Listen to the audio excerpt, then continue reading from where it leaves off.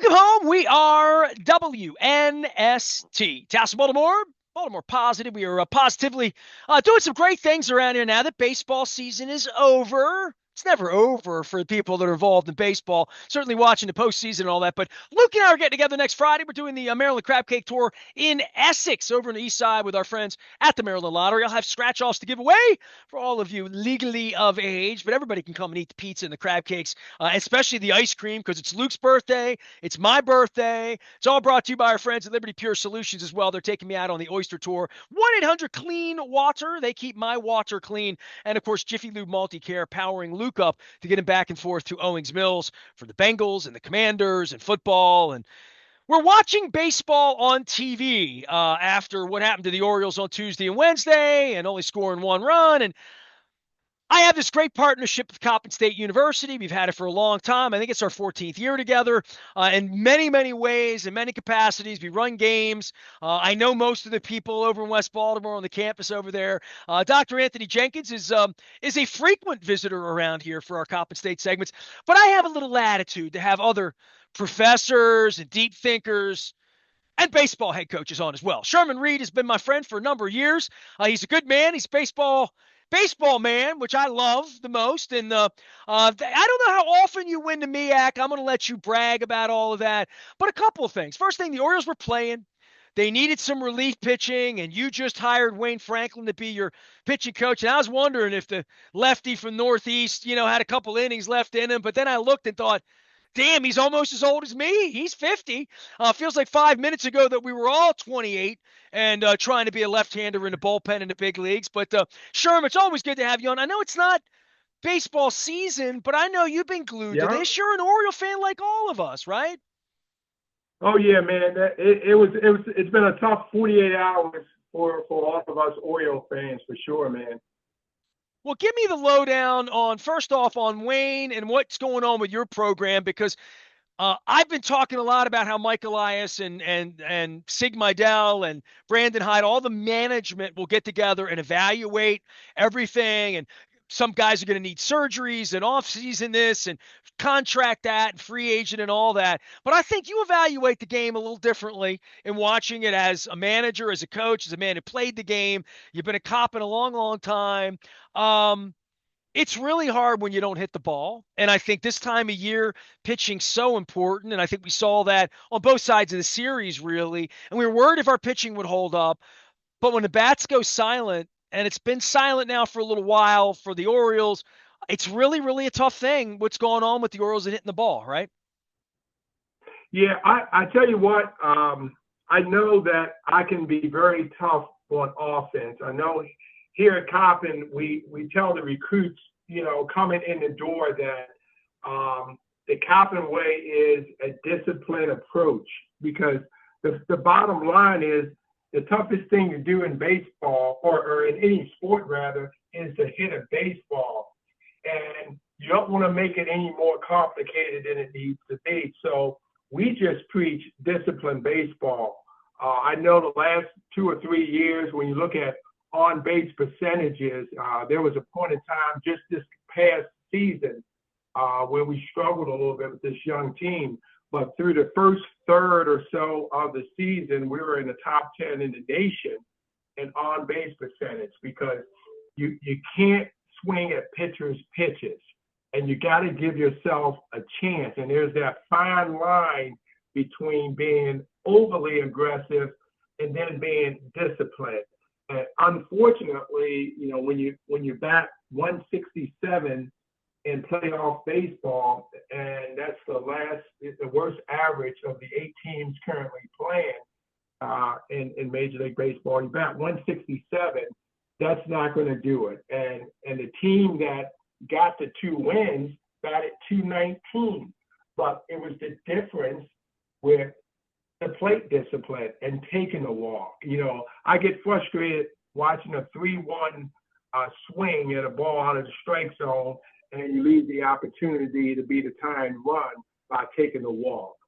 That's something that Brandon, I know where he sets. It's tough, but they've got to have more discipline at bats than they've shown really since the second half and the beginning of the second half of the season after the All-Star break. I will be their apologist on the field all off season because I know what it's like to have the best laid plans and a strategy, and you feel like you have the right people, and then bad things happen. And bad things happening, let's start with, and Luke talked about this, Batista last year, from that moment where Bradish didn't really make it to post this year in the way, Means didn't make it, we were worried about Wells' innings, and all of that went away. And yet, you go back to before Angelos died, Rubenstein took over the team, like that Yeah, AFC Championship game week when they signed Corbin Burn or made the deal for Corbin Burn and signed him, Ortiz in the deal. They got a number one. I mean, Grayson wasn't available. Radish wasn't available. They went and got Eflin mm-hmm. at the deadline. And those two guys weren't even on the team back at, in football season, let's say, last That's correct. January. Those guys weren't on the team. They really gave the Orioles an opportunity. I mean, they had the kind of pitching on the front end of a 3-game series at home in that ballpark that you would want to have. The defense wasn't great for the Orioles second half year.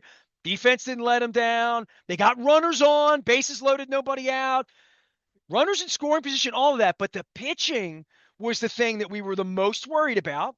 And it should be, right? And Luke would say, look, long term, if they won, they'd have to go to Yankee Stadium. The bullpen would have gotten exposed. Kramer, Suarez, deeper in, no Rodriguez.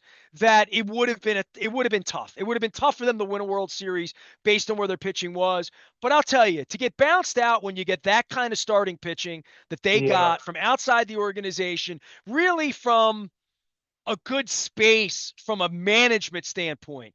You know what I mean? From a, hey man, I recruited that kid. He made it to post. Like they did that with Burns and Eflin from outside the organization, and to still come up short, that's really the disappointing part because I really do feel like they put it together with rubber bands and paper clips and Mr. Rubenstein's money. This wouldn't have happened with Angelos. He wouldn't have put up the money for Burns. no, you're Wouldn't have right. put up They the money went for out and Eflin. got the pieces that really came up big for them, and I think that's just as you stated. The question marks was always the pitching, and could you get a good start, someone that can go 6-7 innings and give you a chance. But to give up, 3 runs, in 2 playoff games, and you lose them both, it just stings that much harder. But the old adage in baseball has always been nasty. Good pitching on any given day can shut down a great offense. And that's really what we saw here with the struggles of the Orioles. I mean, you can't ever expect to get that kind of pitching.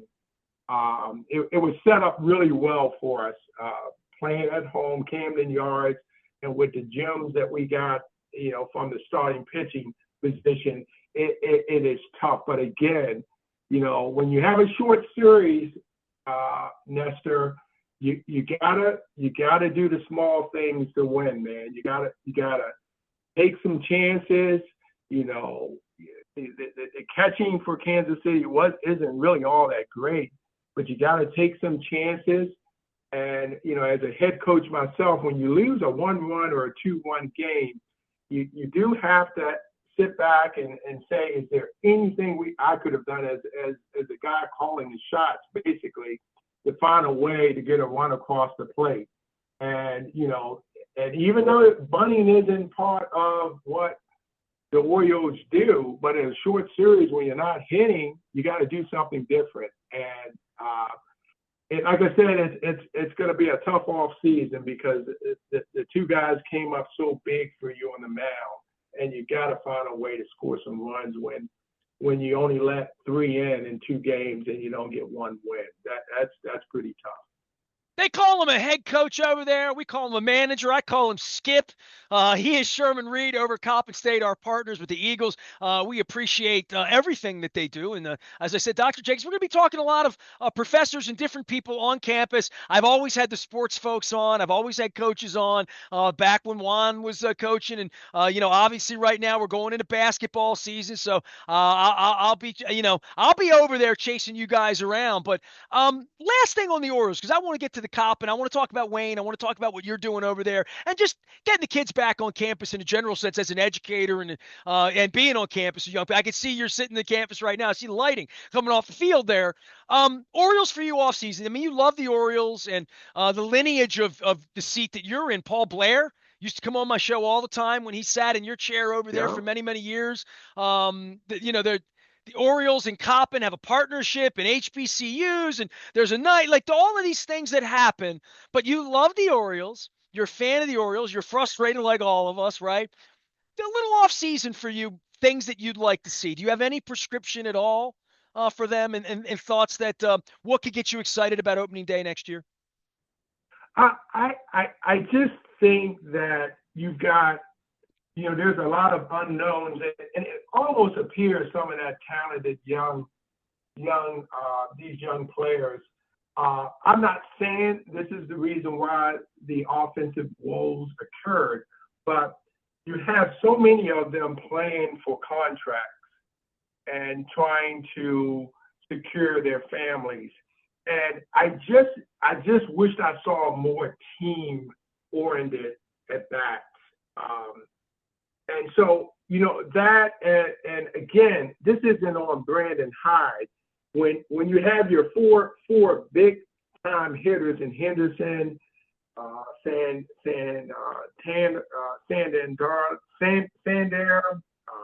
and Adley Rushman and Mountcastle, and you have those four guys going combined 2 for 31 with the offensive season that they've had.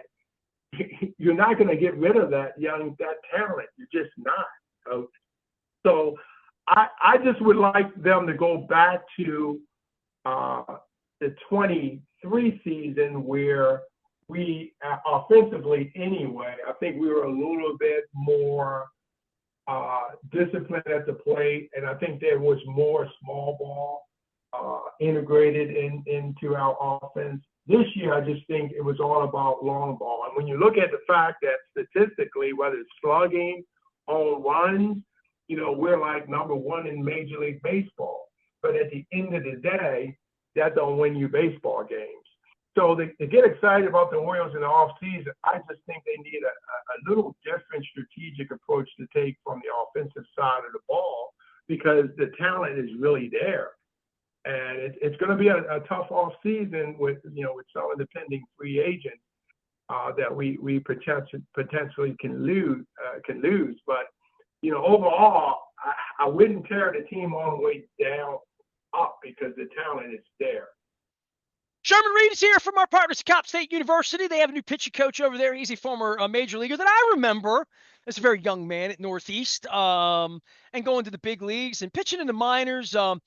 Sherm, you're familiar with this because you're a young old timer like me, as Stebbin would say. There used to be, and I used to be in charge of this, right? I used to be in charge of this at the paper. Marylanders in the minors. I took that over at the News American. If you go watch my documentary or know any of my background, there was always a Sunday thing, Marylanders in the minors. And my era, and I always tell Brian Kowitz this, and I always tell, any of the guys any of the guys of my era that played baseball, Denny Nagel would be one of those guys for sure. Yeah. Coming up through Billy Ripken before that, even when I was at the paper, back in the 80s, that there were young players, and Wayne Franklin was one of those guys with a dream of pitching in the big leagues, made it to the big leagues, didn't go to the Hall of Fame, but pitched a lot, pitched the seasons with the Brewers and the Giants and other things.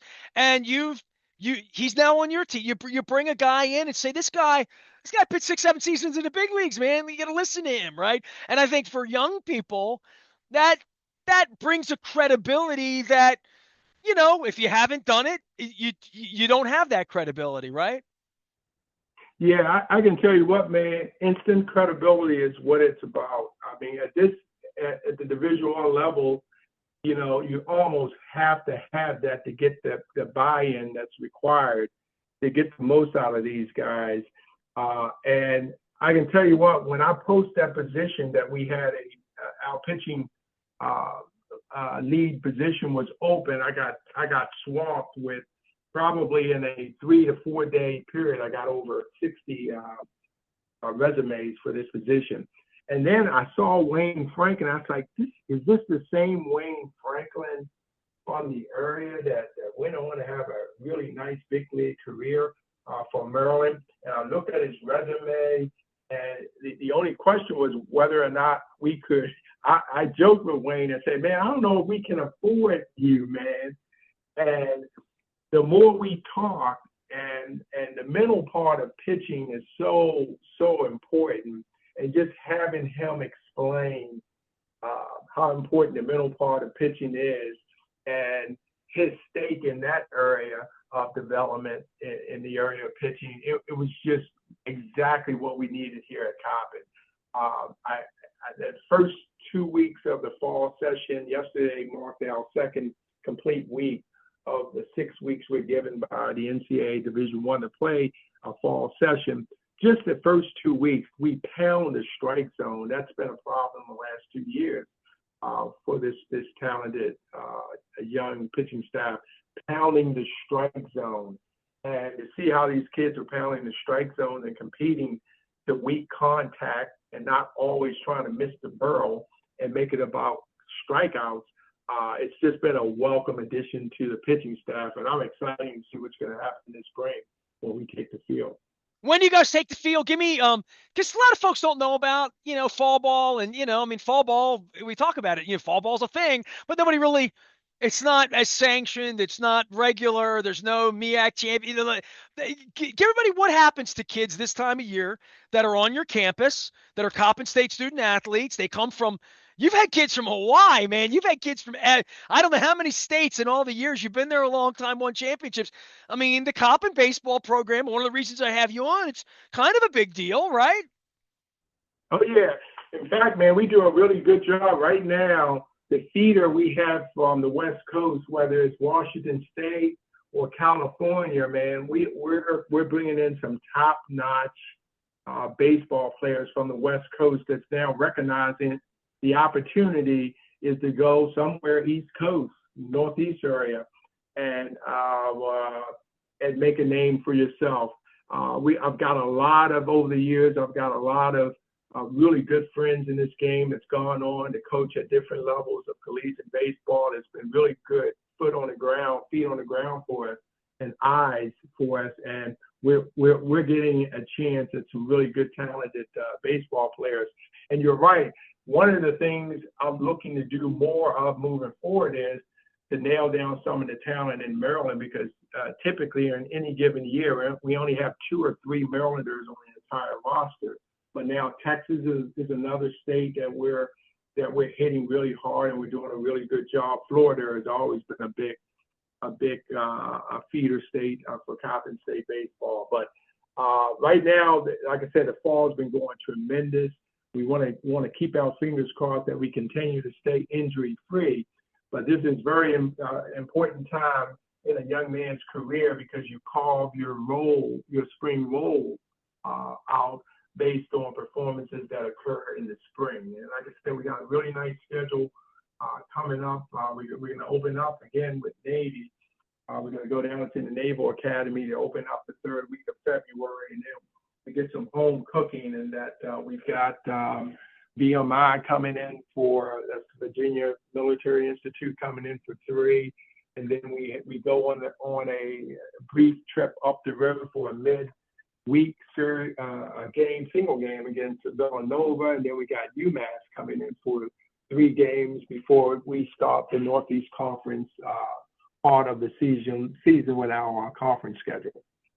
Sherman Reed is here. He is the head coach. He's moving his camera around. If you're out watching, we're having some fun here. I want to have Wayne on, talk some pitching, maybe during the World Series as we get up on this, and hopefully somebody beats the Yankees. I guess it's going to be the Royals. They wear the same blue you wear, so maybe I don't know. We got to get the Yankees out at this point. And those Phillies fans up the road, they all think they're going. And my wife likes baseball more than I think she does. Like when the Orioles got done, she's watching the Brewers and the Mets. She's all into that series. She's watching Machado with the Padres. Man, it's not only NFL now. Well, listen, that's Sunday. That's Monday. Sometimes it's Thursday. So I will get back in touch with you. I appreciate you bringing the kids back onto campus out of Coppin, talking a little baseball, a little Orioles with us. You will not be a stranger around here. And get back to the MEAC playoffs, we're going to have to hijack my programming around here in April and May. Put your games on, all right? Yeah, we've been doing pretty good, man. The last 6 years, we got a couple championships. So we want to get back to there. We're a little young last year, but this year, I think that given what I've seen the first third of the fall, we're looking pretty good for the spring. All right. Well, tell Wayne I'm looking for him. I need to get some local guys on here to talk about how left-handers get them out. And you talked about injuries. You're like, got to keep everybody healthy at Coppin. Man, the Orioles, right? I mean, it was a case in point. When you get injured, you're not. Head coach Sherm's drawing it up here in the offseason, but if you lose two starters, two position players, a bullpen, like all of a sudden, you know, Morgan's trouble for you. You know what I mean? NCA&T, you know what I mean? You can't. So you want to go with your full contingent, and the Orioles didn't have that, and therefore I'm grading the Orioles Yeah, and like I incomplete, said, Sherm. yeah, you're absolutely right. Overall, a good successful year for the orange and black, man. We'll be back next year, and I look forward to getting Wayne. Coach Franklin would love to come on, man. He's already shared some really great intimate stories about some legends of the game that he's played with. So Well, you tell him I'm straight sure away he I look can forward never to hit a getting online left-hander. and talking. Those left-handers that come at me, and I'd be like bailing out when the ball's coming at me the other direction. Richie Paff knows. Barry Stitz made fun of me over at Curly. Trust me, man. I've been beating up all my little league teammates for striking out with the bases loaded, man. So I feel you, Santander. I feel all of you guys. Luke's been around this week. We're going to get to some football and some baseball. We're going to be celebrating my birthday and Luke's birthday, our birthday, Jim Palmer's birthday, John Wooden's birthday, the greatest coach of them all. Everybody knows that. I have Raven Scratch also in the Maryland Lottery. We're going to be over at Pizza John's on Friday, the 11th. My thanks to Liberty Pure Solutions. My thanks to Jiffy Lube Multi-Care for supporting all that we're doing around here. I am Nestor. We are WNST. AM 1570, Tass in Baltimore. We never stop talking Baltimore. Positive.